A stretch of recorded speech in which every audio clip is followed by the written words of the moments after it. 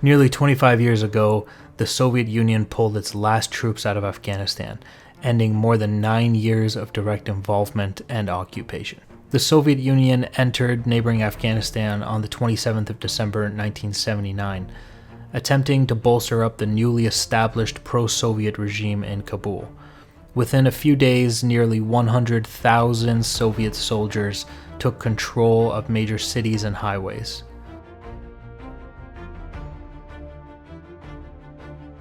Rebellion and resistance to Soviet occupation was swift and broad in Afghanistan. Following the Soviet invasion of Afghanistan, Washington found that Pakistan's policies dovetailed conveniently with American policies, and it was in their best interest to get Pakistani assistance in supporting Mujahideen insurgents fighting communist forces.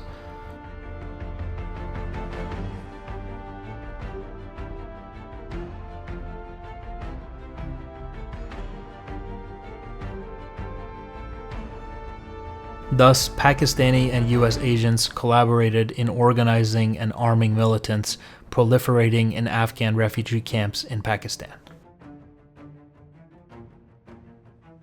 In retaliation, Soviet jet bombers began crossing into Pakistani airspace to target and destroy these refugee camps.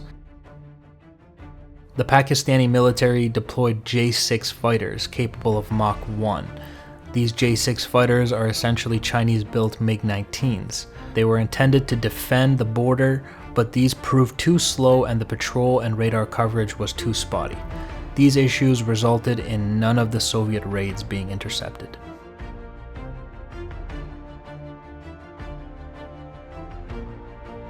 Pakistan desperately needed a solution to defend their airspace.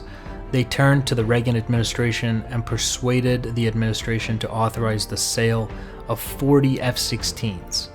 The F-16s would be exactly what Pakistan needed to ensure no more Soviet raids would be able to easily violate Pakistani airspace and hit targets with immunity.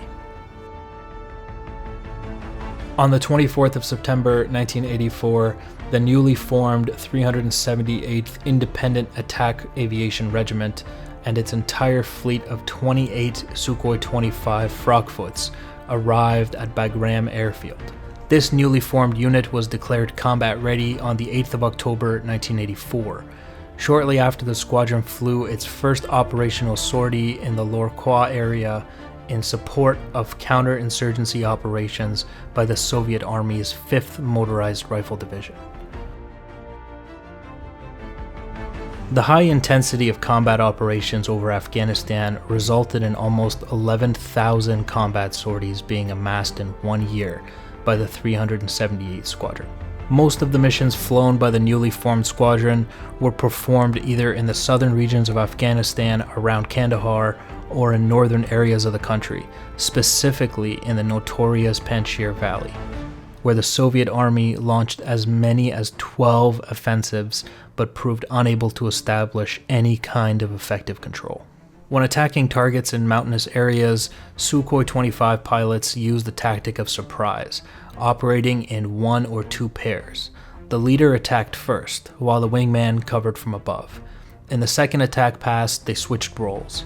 The Sukhoi 25 pilots attempted to mount each subsequent attack from a different direction, as to avoid AAA fire and stingers. Sukhoi 25 pairs or 4 aircraft flights involved in such missions usually flew at altitudes of between 2,000 and 4,000 feet, while undertaking visual searches for enemy vehicles. Thanks to the Sukhoi 25's armor protection providing reliable resistance to small arms fire from the ground, dropping bombs and firing rockets from such low altitudes resulted in accurate hits.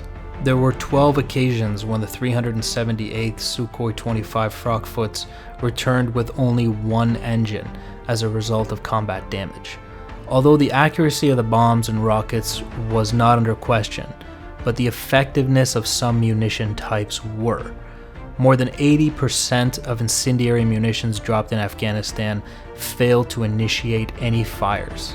As the Russians soon learned, this was due to the lack of oxygen at higher elevations of the Afghan terrain, which quickly starved any fire of its oxygen fuel. On the 6th of April 1986, during a low-level attack against the well-defended Mujahideen resupply complex by a formation of 4 Sukhoi 25s, Alexander Rutskoy's aircraft was shot down during his second attack pass by the combined fire of a shoulder-launched Stinger and AAA.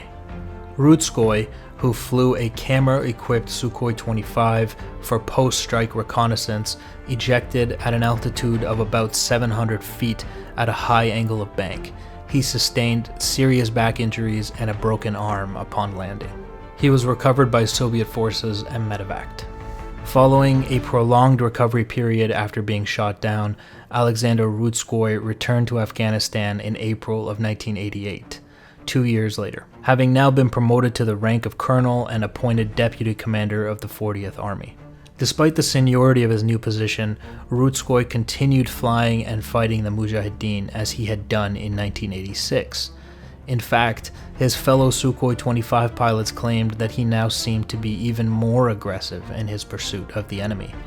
They speculated it was revenge for being shot down, or maybe he was looking forward to receiving more combat awards.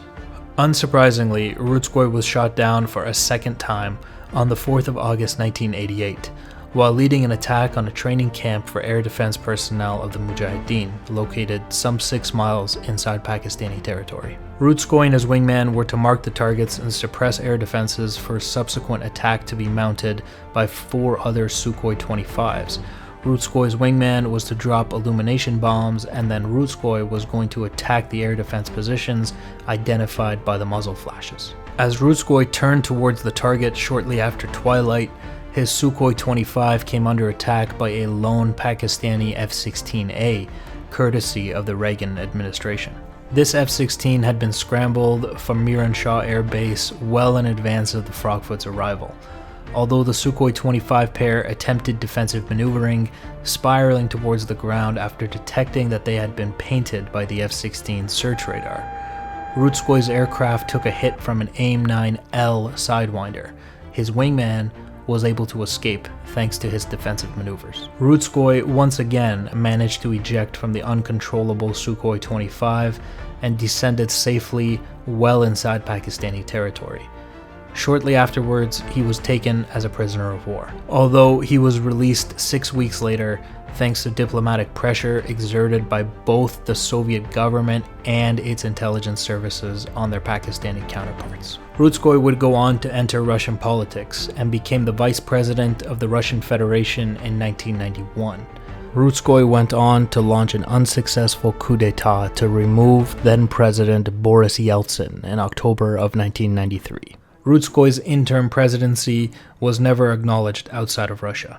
After a 2-week standoff and violence erupting on the streets of Moscow, on the 4th of October 1993, the parliament buildings were taken back by Yeltsin's military forces.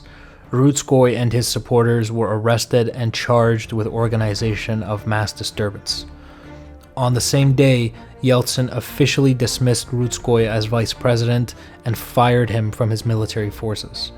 Rutskoy was imprisoned in a Moscow prison until the 26th of February 1994, when he was released. If you enjoyed this video, please consider supporting my work on Patreon. It really helps me out when you do that. Big thank you to all of you who are already supporting the channel. I appreciate it very much. Thank you.